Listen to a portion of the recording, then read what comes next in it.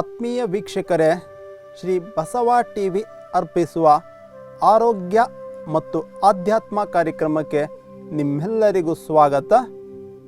ವೀಕ್ಷಕರೇ, ಪ್ರತಿದಿನ ಒಂದೊಂದು ರೋಗಗಳಿಗೆ ಸಂಬಂಧಪಟ್ಟಂತೆ ಯಾವ ಮುದ್ರೆಯನ್ನು ಅಭ್ಯಾಸ ಮಾಡಬೇಕು, ಯಾವ ಆಕ್ಯುಪ್ರೆಷರ್ ಪಾಯಿಂಟನ್ನು ಅಭ್ಯಾಸ ಮಾಡಬೇಕು, ಮತ್ತು ಆಸನಗಳು ಮತ್ತು ಆಹಾರ ಕ್ರಮಗಳು, ಈ ಎಲ್ಲ ಮಾಹಿತಿಗಳನ್ನು ನೀವು ನೋಡ್ತಾ ಇದ್ದೀರಾ. ಇದರ ಜೊತೆಯಲ್ಲಿ ನಿಮ್ಮ ಮಕ್ಕಳಿಗೆ ಸಂಬಂಧಪಟ್ಟಂತೆ ಬುದ್ಧಿಶಕ್ತಿಯನ್ನು ಯಾವ ರೀತಿ ಹೆಚ್ಚಳ ಮಾಡ್ಬೋದು. ಈಗ ಪರೀಕ್ಷಾ ಸಮಯ ಆಗಿರೋದ್ರಿಂದ ಮಕ್ಕಳಲ್ಲಿ ಒತ್ತಡ ಹೆಚ್ಚಾಗಿರುತ್ತೆ, ನೆನಪಿನ ಶಕ್ತಿಯ ಕೊರತೆ ಇರುತ್ತೆ, ಕೋಪ ಹೆಚ್ಚಾಗಿರುತ್ತೆ. ಕೆಲವರಿಗೆ ಈ ಕಡೆಯಿಂದ ಓದ್ಕೊಂಡು ಹೋಗ್ತಾ ಇರ್ತಾರೆ, ಆ ಕಡೆಯಿಂದ ಮರಿತಾ ಇರ್ತಾರೆ.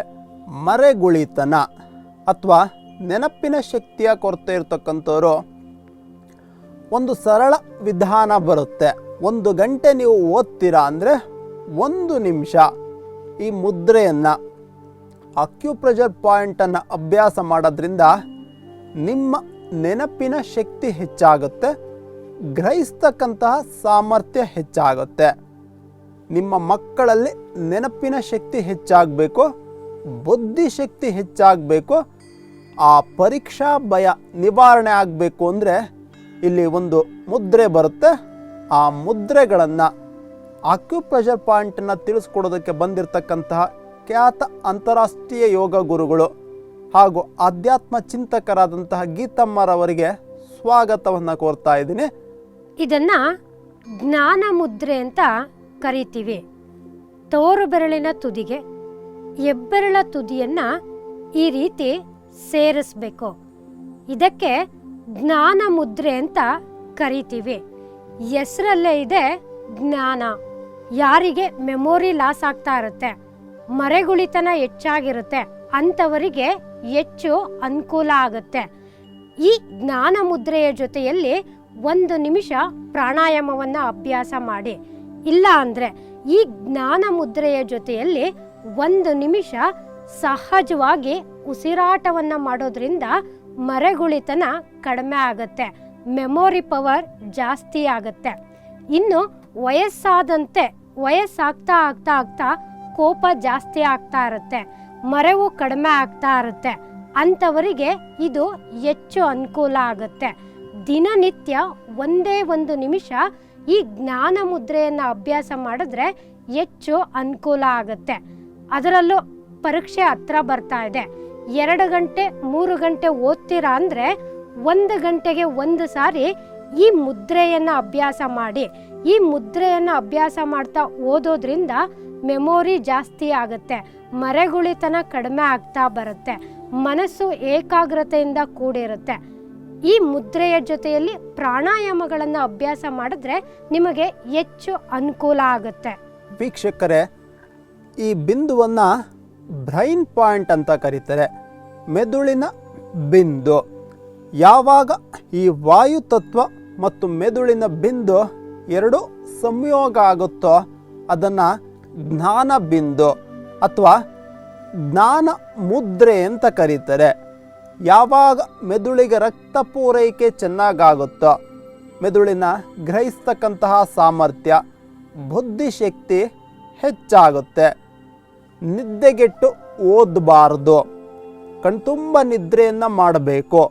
ಹಾಗೆ ಕೇವಲ ಬೆಳಗ್ಗೆ 2 ಗಂಟೆ, ಸಂಜೆ 2 ಗಂಟೆ ಗಮನ ಕೊಟ್ಟು ಓದೋದ್ರಿಂದ ನಿಮ್ಮ ಬುದ್ಧಿಶಕ್ತಿ ಹೆಚ್ಚಾಗುತ್ತೆ.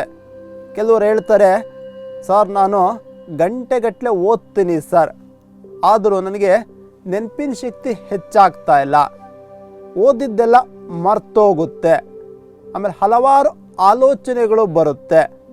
ಓದೋಕ್ಕೆ ಕೂತು ಬುಕ್ಕನ್ನು ಹಿಡಿದಾಗ ಹಲವಾರು ಕಲ್ಪನೆಗಳು ಕಣ್ಣು ಮುಂದೆ ಬರುತ್ತೆ, ಸ್ಥಿರ ಮನಸ್ಸು ಇಲ್ಲ ಅಂತ ಹೇಳ್ತಾರೆ. ಈ ತೊಂದರೆಗಳಿರ್ತಕ್ಕಂಥವ್ರು ಕೇವಲ ಈ ಜ್ಞಾನ ಮುದ್ರೆಯಲ್ಲಿ ಕೂತು 1 ನಿಮಿಷ ಚೆನ್ನಾಗಿ ದೀರ್ಘ ಉಸಿರಾಟವನ್ನು ಮಾಡೋದ್ರಿಂದ ಕಣ್ಣನ್ನು ಮುಚ್ಚಿ ಕಣ್ಮುಂದೆ ಕಾಣ್ತಾ ಇರ್ತಕ್ಕಂತಹ ಕತ್ತಲೆಯ ಭಾಗವನ್ನು ಗಮನಿಸ್ತಾ ಜ್ಞಾನ ಮುದ್ರೆಯಲ್ಲಿ ದೀರ್ಘ ಉಸಿರಾಟವನ್ನು ಮಾಡೋದ್ರಿಂದ ನಿಮ್ಮ ಬುದ್ಧಿಶಕ್ತಿ ಹೆಚ್ಚಾಗುತ್ತೆ, ಮೆದುಳು ಚುರುಕಾಗುತ್ತೆ, ಹಾಗೆ ನಿಮ್ಮ ಏಕಾಗ್ರತೆ ನಿಯಂತ್ರಣಕ್ಕೆ ಬರೋದ್ರ ಜೊತೆಯಲ್ಲಿ ಚಂಚಲ ಮನಸ್ಸು ದೂರ ಆಗುತ್ತೆ. ಇದ್ರ ಜೊತೆಯಲ್ಲಿ ಪ್ರತಿ ಬೆರಳಿನ ತುದಿಯನ್ನು ಈ ಪ್ರತಿ ಬೆರಳಿನ ತುದಿಯನ್ನು ಇವನ್ನ ಮೆದುಳಿನ ಬಿಂದು ಅಥವಾ ಸೈನಸ್ ಪಾಯಿಂಟ್ ಅಂತ ಕರೀತಾರೆ. ಪ್ರತಿ ಬೆರಳಿನ ತುದಿಯನ್ನು ನೀವು ಕೂತು ಓದ್ತಾ ಇರ್ತೀರಾ ಅಂದ್ಕೊಳ್ಳಿ. ಓದಬೇಕಾದ್ರೆ ನೋಡಿ, ಪ್ರತಿ ಬೆರಳಿನ ತುದಿಯನ್ನು ಈ ರೀತಿ 1 ಗಂಟೆಗೆ ಒಂದೇ ಒಂದು ಬಾರಿ 1 ಗಂಟೆ ನೀವು ಓದ್ತೀರಾ ಅಂದರೆ 1 ಗಂಟೆ ಮಧ್ಯಭಾಗದಲ್ಲಿ ಒಂದೊಂದು ಬೆರಳನ್ನು ಒಂದೊಂದು ಬಾರಿ ಈ ರೀತಿ ಪ್ರೆಷರ್ ಕೊಟ್ಟರೆ ತೂಗುಡಿಕೆ ಬರ್ತಾ ಇರುತ್ತೆ. ಕೆಲವರಿಗೆ ಬುಕ್ ಹಿಡ್ಕೊಂಡ ತಕ್ಷಣ ಅವ್ರಿಗೆ ಆಕಳುಕೆ ಬರ್ತಾ ಇರುತ್ತೆ, ನಿದ್ರೆ ಬರ್ತಾ ಇರುತ್ತೆ. ಈ ಎಲ್ಲ ತೊಂದರೆಗಳು ನಿಯಂತ್ರಣಕ್ಕೆ ಬರುತ್ತೆ. ಜೊತೆಯಲ್ಲಿ ಭ್ರಾಮರಿ ಪ್ರಾಣಾಯಾಮ, ಶವಾಸನದಲ್ಲಿ ಅನುಲೋಮ ವಿಲೋಮ, ಈ ಕ್ರಮಗಳನ್ನು ಅಭ್ಯಾಸ ಮಾಡೋದ್ರಿಂದ ನಿಮ್ಮ ಮಕ್ಕಳಲ್ಲಿ ಬುದ್ಧಿಶಕ್ತಿ ಹೆಚ್ಚಾಗುತ್ತೆ, ಹೆಚ್ಚು ಅಂಕಗಳನ್ನು ಪಡಿಬೋದು. ಮಕ್ಕಳಲ್ಲಿ ಆತ್ಮವಿಶ್ವಾಸ ಅನ್ನೋದು ಹೆಚ್ಚಾಗುತ್ತೆ, ರೋಗ ನಿರೋಧಕ ಶಕ್ತಿ ಹೆಚ್ಚಾಗುತ್ತೆ. ಕೆಲವು ಮಕ್ಕಳಲ್ಲಿ ಎಕ್ಸಾಮ್ ಟೈಮಲ್ಲಿ ಹುಷಾರಿಲ್ಲ ಅಥವಾ ಅನಾರೋಗ್ಯಕ್ಕೆ ತುತ್ತಾಗ್ತಕ್ಕಂತಹ ಸಂದರ್ಭಗಳು ಬರುತ್ತೆ. ಅದು ಬರಬಾರ್ದು ಅಂದರೆ ಈ ದಿನ ನಾವು ಏನು ತೋರಿಸ್ಕೊಟ್ವೋ ಕೆಲವೊಂದು ಮುದ್ರೆಗಳನ್ನು, ಅಕ್ಯುಪ್ರೆಷರ್ ಪಾಯಿಂಟ್ಸನ್ನು ಅಭ್ಯಾಸ ಮಾಡೋದ್ರ ಜೊತೆಯಲ್ಲಿ ಕೆಲವೊಂದು ಸರಳ ಸೂಕ್ಷ್ಮ ವ್ಯಾಯಾಮಗಳನ್ನು ಅಭ್ಯಾಸ ಮಾಡೋದ್ರಿಂದ ಆ ತೊಂದರೆಗಳು ನಿಯಂತ್ರಣಕ್ಕೆ ಬರುತ್ತೆ. ಇದಕ್ಕೆ ಸಂಬಂಧಪಟ್ಟಂತೆ ಇನ್ನೂ ಹೆಚ್ಚಿನ ಮಾಹಿತಿಯನ್ನು ಪಡೆಯೋಣ. ಅದನ್ನು ಪಡೆಯೋದಕ್ಕೆ ಮುಂಚೆ ಒಂದು ಚಿಕ್ಕ ವಿರಾಮ.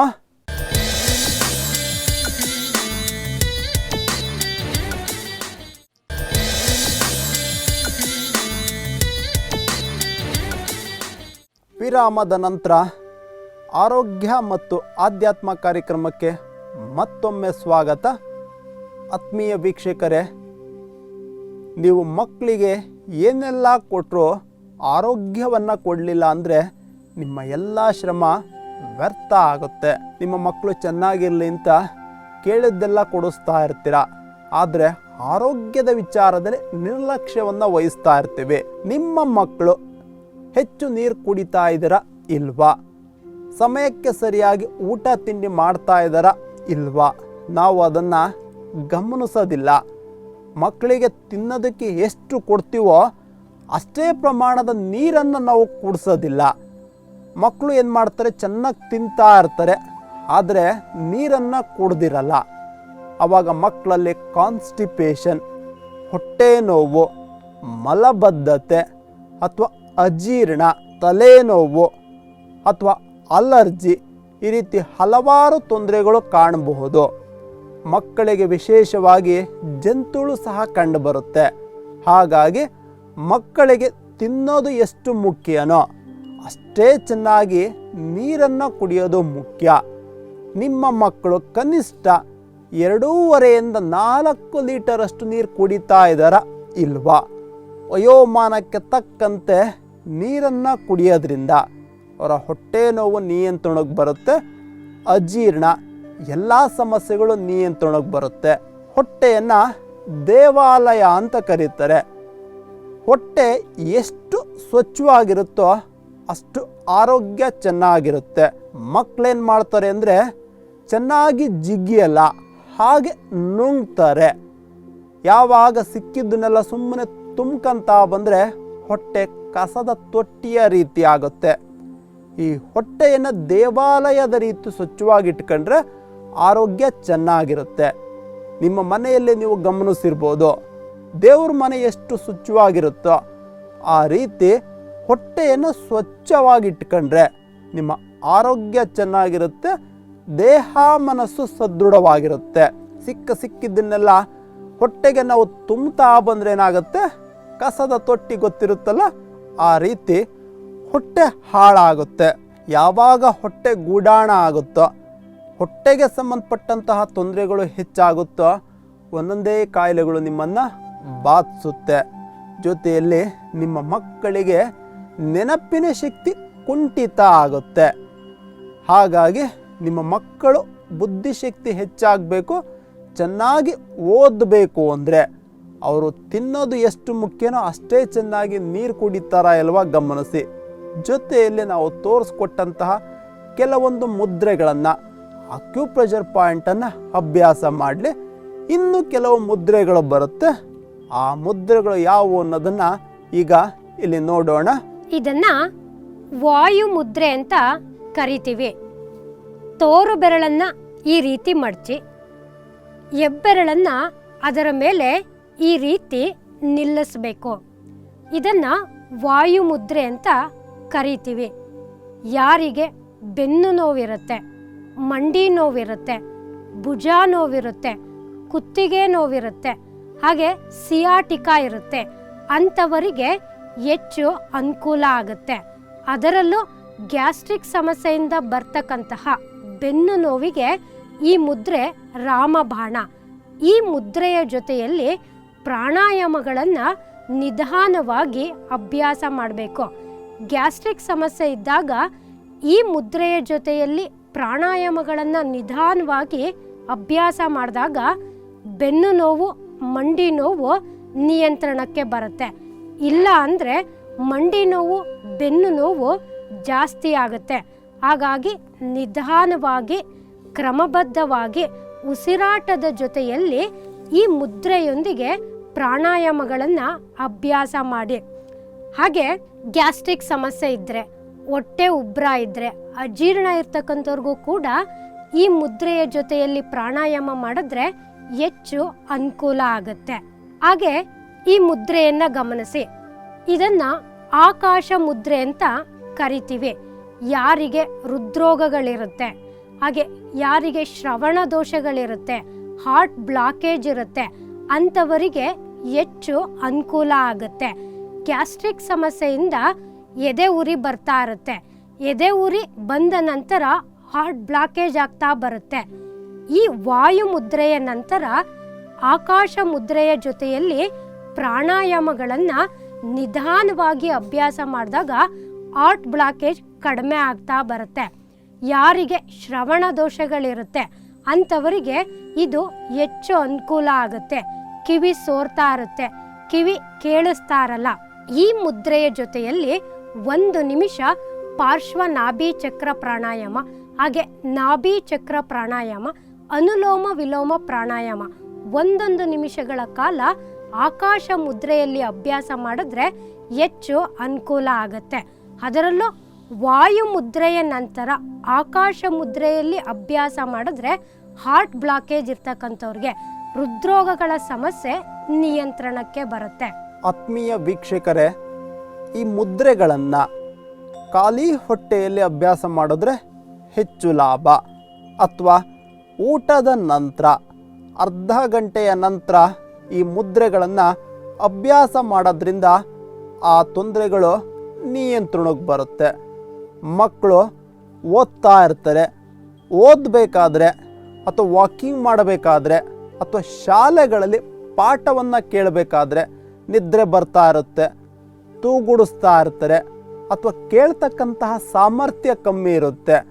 ಆ ಸಂದರ್ಭಗಳಲ್ಲಿ ಈ ಆಕಾಶ ಮುದ್ರೆ, ವಾಯು ಮುದ್ರೆಗಳನ್ನು 1 ನಿಮಿಷ ಅಭ್ಯಾಸ ಮಾಡೋದ್ರಿಂದ ಆ ಭಾಗಕ್ಕೆ ಸಂಬಂಧಪಟ್ಟಂತಹ ಶ್ರವಣ ದೋಷಗಳು ಅಥವಾ ಕೇಳ್ತಕ್ಕಂತಹ ಸಾಮರ್ಥ್ಯ, ಮೆದುಳಿನ ನರರೋಗಗಳು, ಈ ಎಲ್ಲ ತೊಂದರೆಗಳು ಔಷಧಿ ರಹಿತವಾಗಿ ನಿಯಂತ್ರಣಕ್ಕೆ ಬರುತ್ತೆ. ಜೊತೆಯಲ್ಲಿ ಇವರು ಈ ಮುದ್ರೆಯ ಜೊತೆಯಲ್ಲಿ ಪ್ರಾಣಾಯಾಮಗಳನ್ನು ಅಭ್ಯಾಸ ಮಾಡೋದ್ರಿಂದ, ಊಟ ತಿಂಡಿಯ ಜೊತೆಯಲ್ಲಿ ಹಸಿ ತರಕಾರಿಯನ್ನು ಉಪಯೋಗಿಸೋದ್ರಿಂದ, ಸಮಯಕ್ಕೆ ಸರಿಯಾಗಿ ಊಟವನ್ನು ಮಾಡೋದ್ರಿಂದ ನಿದ್ದೆಗೇಡು ಬುದ್ಧಿಗೇಡು ಅಂತ ಹಿರಿಯರೊಂದು ಮಾತು ಹೇಳ್ತಾರೆ. ನಿದ್ದೆಗೆಟ್ಟು ಓದಬಾರ್ದು. ಅವ್ರಿಗೆ ಓದಬೇಕು ಅನ್ನಿಸ್ತಾ ಓದಬೇಕು. ಯಾವಾಗ ಬಲವಂತವಾಗಿ ಮಕ್ಕಳನ್ನು ಓದಿಸ್ತೀವೋ ನಾವು, ಅವರು ಓದಲ್ಲ, ಅವರಿಗೆ ಗ್ರಹಿಸ್ತಕ್ಕಂತಹ ಸಾಮರ್ಥ್ಯ ಕಮ್ಮಿ ಆಗುತ್ತೆ. ಆ ಸಂದರ್ಭದಲ್ಲಿ ಆ ಜ್ಞಾನ ಮುದ್ರೆಯನ್ನು ಅಭ್ಯಾಸ ಮಾಡಿದ್ರೆ ಮಕ್ಕಳಲ್ಲಿ ಕೋಪ ತಾನಾಗಿ ನಿಯಂತ್ರಣಕ್ಕೆ ಬರುತ್ತೆ, ಮನೋರೋಗಗಳು ನಿಯಂತ್ರಣಕ್ಕೆ ಬರುತ್ತೆ, ದುರ್ಬಲ ಮನಸ್ಸು, ಚಂಚಲ ಮನಸ್ಸು ಅಂತ ಏನಂತ ಕರೀತಾರೋ ಆ ತೊಂದರೆ ಇರ್ತಕ್ಕಂಥವ್ರಿಗೆ ಆ ತೊಂದರೆಗಳು ಔಷಧಿ ರಹಿತವಾಗಿ ನಿಯಂತ್ರಣಕ್ಕೆ ಬರುತ್ತೆ. ಈ ಎಲ್ಲ ಮುದ್ರೆಗಳ ಜೊತೆಯಲ್ಲಿ ಪ್ರಾಣಾಯಾಮವನ್ನು ಅಭ್ಯಾಸ ಮಾಡಿದ್ರೆ ಮುದ್ರಾ ಪ್ರಾಣಾಯಾಮ ಒಂದು ಸರ್ವಶ್ರೇಷ್ಠ ಪ್ರಾಣಾಯಾಮ.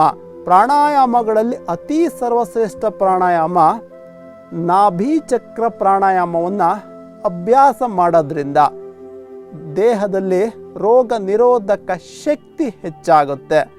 ರೋಗ ನಿರೋಧಕ ಶಕ್ತಿ ಯಾವಾಗ ಹೆಚ್ಚಾಗುತ್ತೋ ದುರ್ಬಲ ಮನಸ್ಸು ನಿಯಂತ್ರಣಕ್ಕೆ ಬರುತ್ತೆ, ದೇಹ ಸದೃಢ ಆಗುತ್ತೆ, ಮನಸ್ಸು ಸದೃಢ ಆಗುತ್ತೆ.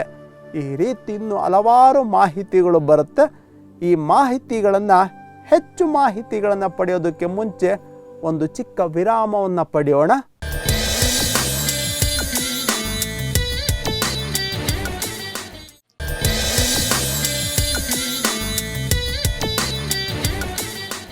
ವಿರಾಮದ ನಂತರ ಮತ್ತೊಮ್ಮೆ ಆರೋಗ್ಯ ಆಧ್ಯಾತ್ಮ ಕಾರ್ಯಕ್ರಮಕ್ಕೆ ನಿಮ್ಮೆಲ್ಲರಿಗೂ ಸ್ವಾಗತ. ಮಕ್ಕಳಲ್ಲಿ ಹಿಮೋಗ್ಲೋಬಿನ್ ಅಂಶ ಕಮ್ಮಿ ಇದೆ ಅಥವಾ ಕಬ್ಬಿಣದ ಅಂಶ ಅಂತ ಕರೀತಾರೆ. ಇದು ಕಮ್ಮಿ ಆದಾಗ ಹೃದ್ರೋಗಗಳು ಬರ್ಬೋದು ಅಥವಾ ಕೆಲವರಿಗೆ ಹೈ ಬಿ ಪಿ ಅಥವಾ ಲೋ ಬಿ ಪಿ ಬರ್ತಕ್ಕಂತಹ ಸಮಸ್ಯೆಗಳಿರುತ್ತೆ. ಅದಕ್ಕೆ ಒಂದು ಸರಳ ಚಿಕಿತ್ಸೆ ಅಂದರೆ ಚಿಕ್ಕಿ ಅಂತ ಕರೀತಾರೆ. ಅಥವಾ ಕಡಲೆ ಮಿಠಾಯಿಯನ್ನು ಮಕ್ಕಳಿಗೆ ಕೊಡೋದ್ರಿಂದ, ಸೊಪ್ಪಿನ ಪಲ್ಯಗಳನ್ನು ಹೆಚ್ಚು ಕೊಡೋದ್ರಿಂದ ಆ ತೊಂದರೆಗಳು ನಿಯಂತ್ರಣಕ್ಕೆ ಬರುತ್ತೆ. ಮಕ್ಕಳಿಗೆ ಕರಿದ ಎಣ್ಣೆಯ ಪದಾರ್ಥಗಳನ್ನು, ಹೊರಗಿನ ಪದಾರ್ಥಗಳನ್ನು ಕಡಿಮೆ ಸೇವನೆ ಮಾಡಿಸೋದ್ರಿಂದ ಅವರು ದೇಹ ತೂಕ ನಿಯಂತ್ರಣಕ್ಕೆ ಬರುತ್ತೆ. ಇತ್ತೀಚೆಗೆ ಮಕ್ಕಳಲ್ಲಿ ಒಬೇಸಿಟಿ ಇರ್ತಕ್ಕಂಥವ್ರ ಸಂಖ್ಯೆ ಹೆಚ್ಚಾಗ್ತಾ ಇದೆ. ಅಧಿಕ ಕೊಲೆಸ್ಟ್ರಾಲ್ ಇರ್ತಕ್ಕಂಥವ್ರು, ಚಿಕ್ಕ ಚಿಕ್ಕ ಮಕ್ಕಳಲ್ಲಿ ಮಧುಮೇಹ ಅನ್ನೋದು ಸಹ ಕಂಡು ಬರ್ತಾ ಇದೆ. ಕಾನ್ಸ್ಟಿಪೇಷನ್, ಅಲರ್ಜಿ ಅಥವಾ ಚರ್ಮ ರೋಗಗಳು ಹೆಚ್ಚಾಗ್ತಾ ಇದೆ. ಅವು ಬರಬಾರ್ದು ಅಂದರೆ ಅದಕ್ಕೆ ಸಂಬಂಧಪಟ್ಟಂತೆ ಏನು ನಾವು ತೋರಿಸ್ಕೊಡ್ತಾ ಇದ್ದೀವೋ ಅದನ್ನು ಪ್ರತಿನಿತ್ಯ ಅಭ್ಯಾಸ ಮಾಡೋದ್ರಿಂದ ಆ ತೊಂದರೆಗಳು ನಿಯಂತ್ರಣಕ್ಕೆ ಬರುತ್ತೆ. ದೇಹ ತೂಕ, ನಮ್ಮ ಎತ್ತರಕ್ಕೆ ತಕ್ಕ ಹಾಗೆ ದೇಹ ತೂಕ ಇರಬೇಕು. ಅದು ಹೆಚ್ಚಾದರೂ ಸಮಸ್ಯೆ, ಕಡಿಮೆ ಆದರೂ ಸಮಸ್ಯೆ ಆಗುತ್ತೆ. ಕೆಲವರು ದೇಹ ತೂಕವನ್ನು ಕಡಿಮೆ ಮಾಡಬೇಕು ಅಂತೇಳಿ ಊಟವನ್ನು ಬಿಡ್ತಾ ಇರ್ತಾರೆ. ನೀವು ಊಟವನ್ನು ಕಡಿಮೆ ಮಾಡಿದಷ್ಟು ತೂಕ ಹೆಚ್ಚಾಗುತ್ತೆ. ತೂಕ ಕಡಿಮೆ ಮಾಡಬೇಕು ಅಂತೇಳಿ ಹೊತ್ತು ಗೊತ್ತಿಲ್ಲದೆ ಸ್ವಲ್ಪನೇ ತಿಂತಾ ಇರ್ತಾರೆ. ಆಗ ಗ್ಯಾಸ್ಟ್ರಿಕ್ಕಿಂದ ಹೊಟ್ಟೆಯ ಭಾಗದ ಕೊಬ್ಬು ಜಾಸ್ತಿ ಆಗುತ್ತೆ, ಹೊಟ್ಟೆಯ ಸುತ್ತಳತೆ ಜಾಸ್ತಿ ಆಗುತ್ತೆ. ತೂಕ ಕಡಿಮೆ ಮಾಡಬೇಕು ಅಂದರೆ ಸಮಯಕ್ಕೆ ಸರಿಯಾಗಿ ತಿನ್ನಬೇಕು. ಸರಳ ಸೂಕ್ಷ್ಮ ವ್ಯಾಯಾಮಗಳನ್ನು ಅಭ್ಯಾಸ ಮಾಡೋದ್ರಿಂದ, ಜೊತೆಯಲ್ಲಿ ಕೆಲವೊಂದು ಮುದ್ರೆಗಳು ಬರುತ್ತೆ. ಆ ಮುದ್ರೆಗಳನ್ನು ಕ್ರಮಬದ್ಧವಾಗಿ ಅಭ್ಯಾಸ ಮಾಡೋದ್ರಿಂದ ನಿಮ್ಮ ದೇಹ ತೂಕ ನಿಯಂತ್ರಣದಲ್ಲಿರುತ್ತೆ. ಊಟದ ಜೊತೆಯಲ್ಲಿ ಮಜ್ಜಿಗೆಯನ್ನು ಸೇವನೆ ಮಾಡಿದ್ರೆ ದೇಹ ತೂಕ ಕಡಿಮೆ ಆಗುತ್ತೆ.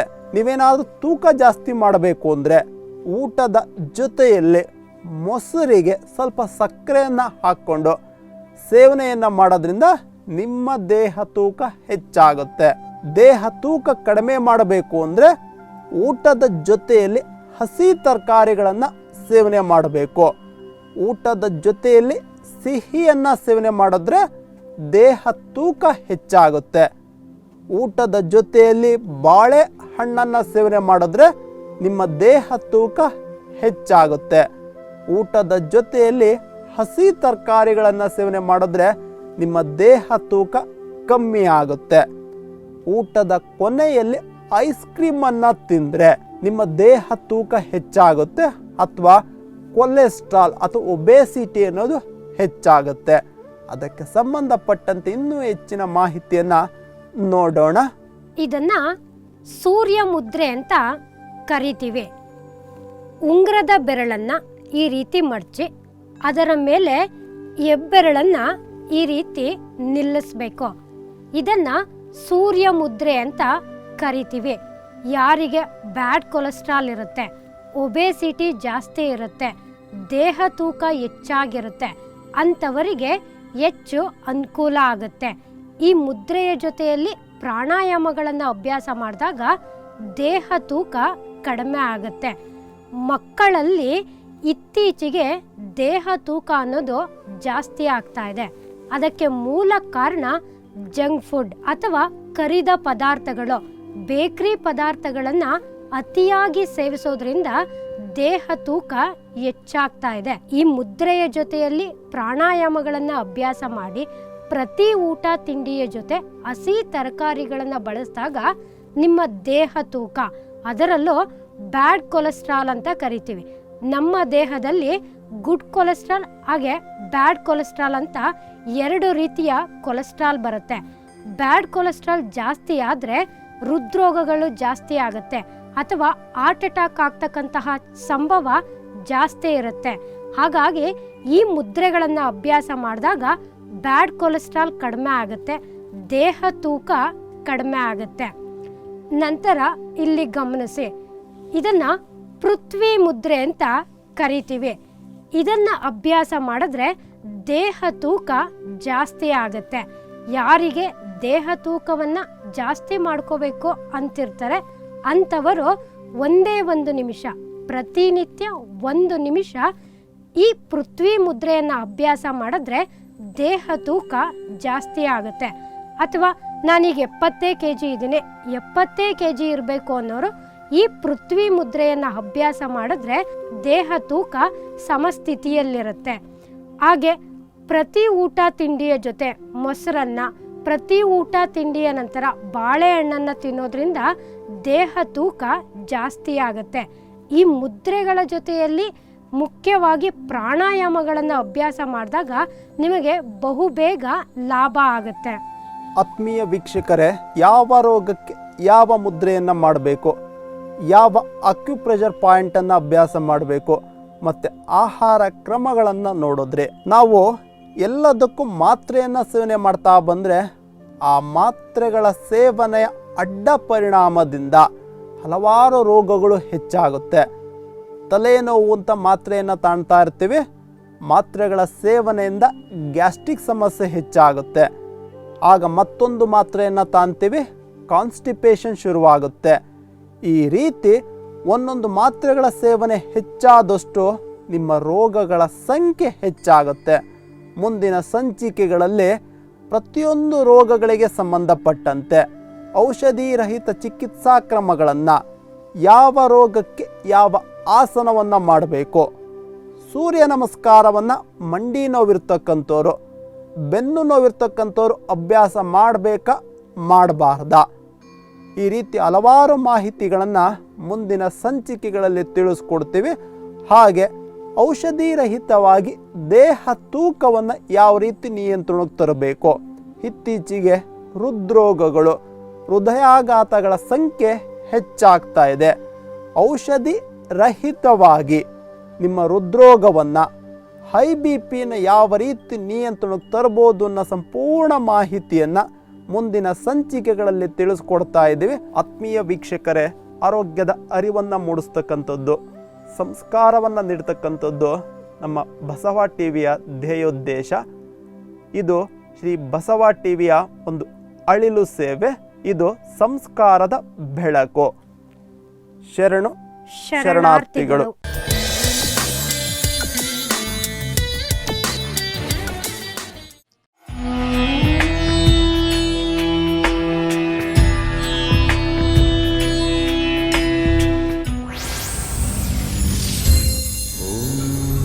श्री गुरु बसवलिंगाय नमः।